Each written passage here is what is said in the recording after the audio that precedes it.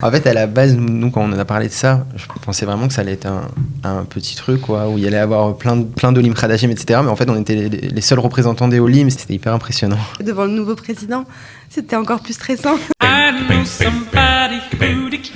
Sortez, respirez, c'est le Quality Time. Sarah Chemla et Rudy Aziza, bonjour, soyez les bienvenus. Bonjour Cathy.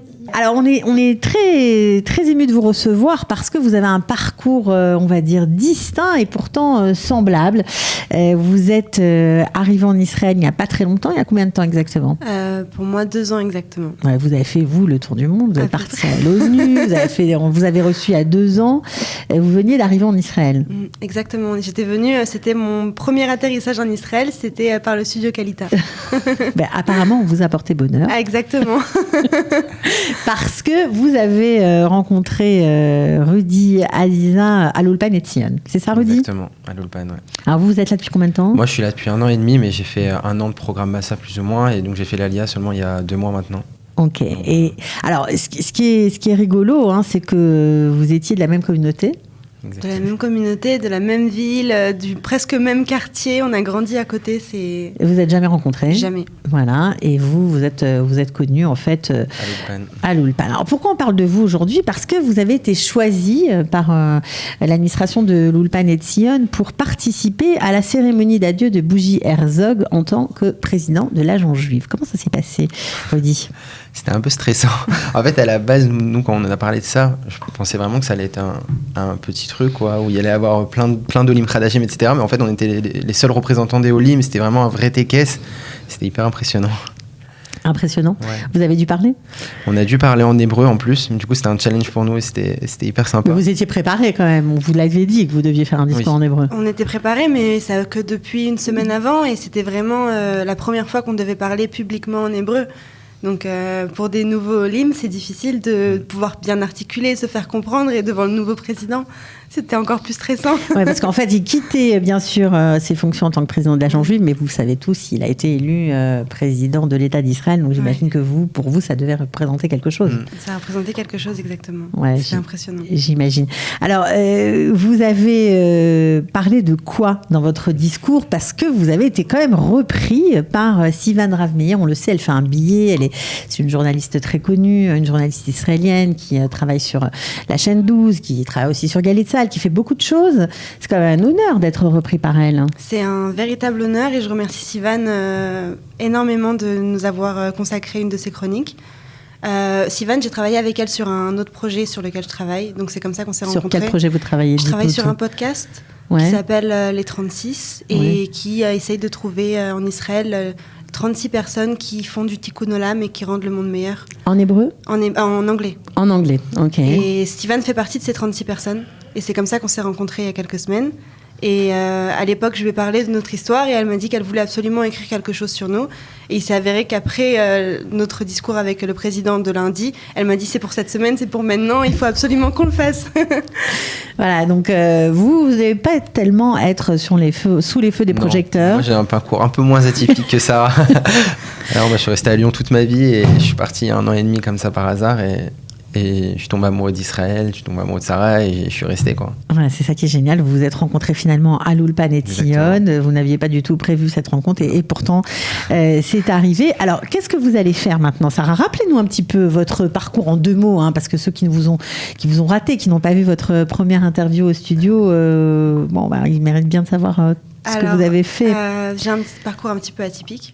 J'ai fait mes études en France, en mathématiques et en informatique. On a le même parcours universitaire avec Rudy. Et après, j'ai complètement changé de voie. Je suis partie à New York. J'ai travaillé à l'ONU pendant 2 ans en tant que conseillère pour l'ambassadeur Danny Danon, qui était à l'époque l'ambassadeur d'Israël à l'ONU. Et après 2 ans, j'ai décidé de faire mon alia. Vous n'avez pas regretté ? Pas du tout, jamais. C'est la meilleure décision de ma vie. Ouais, parce que c'est tout un, on va dire,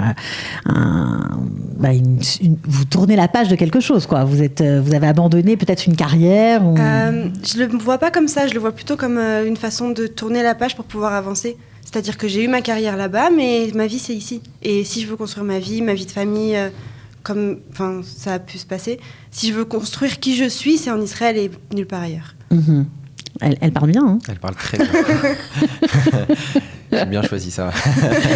Ok, alors est-ce que vous avez, à part votre projet de mariage, est-ce que vous avez d'autres projets professionnels ici? Bon, vous nous avez parlé du podcast des 36, est-ce Exactement. que vous en avez d'autres?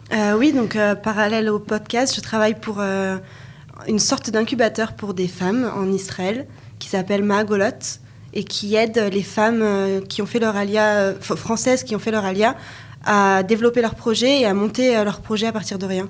Bravo, c'est magnifique ça. Et j'ai commencé cette semaine à travailler pour le Congrès sioniste mondial. Bon, bah, écoutez, on vous a porté chance la dernière fois. Je crois que ça va continuer. Hein. Apparemment, il faut passer par chez nous pour que les choses se décantent. Bah, voilà, j'espère. Alors vous, ça va être quoi, Rudy? Eh ben moi, voilà, comme j'ai dit, j'ai fini mes études en data science, donc mathématiques appliquées, etc., et informatique. Et bon, en France, je me retrouvais pas vraiment. C'est ce que j'expliquais sur le discours avec Bougie. Et je suis parti un peu comme ça par hasard pour voir comment c'était la vie en Israël. Et en fait, je savais que c'était ici qu'il fallait que je vive avec toutes les rencontres que j'ai fait, toute l'expérience que j'ai vécue en si peu de temps à l'Ulpan. Et du coup, bon, j'ai fait stagiaire avec Massa, donc j'ai pu faire une première expérience en data. Professionnelle, ouais. Voilà, mais moi, c'était très court, forcément, parce que c'est un petit Bien stage sûr. de 4 mois. Et voilà, aujourd'hui, là, comme je suis arrivé qu'il y a 1 mois et demi, 2 mois, et avec l'organisation du mariage qui prend énormément de temps, bah, j'ai trouvé un petit boulot avec une entreprise française. Et là, si Dieu veut, après les fêtes, je vais essayer de chercher vraiment dans mon votre domaine. Alors, juste pour revenir sur ce fameux discours que vous avez dû faire en hébreu, etc., vous avez parlé de quoi exactement? Alors en fait, on a parlé de nous. On nous a demandé de raconter notre histoire. Et pas seulement notre histoire en tant que couple, mais notre histoire en tant que comment on est devenu israélien. Comment, quelle a été, enfin l'histoire que je vous racontais, l'histoire du cheminement qui nous a poussé à faire notre alia. Donc pour moi, ça a été France, New York, Israël. Pour Rudy, ça a été un peu plus compliqué par rapport au fait qu'il n'avait pas forcément envie de venir en Israël de base et que son frère qui était là, qui avait fait son alia et qui l'a fait venir. Donc, comment on s'est rencontrés, comment c'était improbable qu'on arrive à se rencontrer ici, sachant qu'on côtoie la même communauté, la même synagogue, que nos parents se connaissaient, que... Et vous vous êtes jamais vus? On s'est jamais vus. C'est impressionnant. Et que quand on s'est rencontrés ici, ça a été au bout de 2 semaines, on savait quoi. Ça y est, c'était fait. Ah, c'était fait. Non mais vraiment, c'est pour ça que c'est vraiment une histoire impressionnante, c'est que c'était improbable. Là, c'est ça en fait, le plus incroyable, c'est pas vraiment notre rencontre, c'est le fait de ne pas s'être rencontrés avant en fait. On s'est rencontrés vraiment en Minash Shamayim au bon moment et au bon endroit. Ouais, bah c'est très émouvant.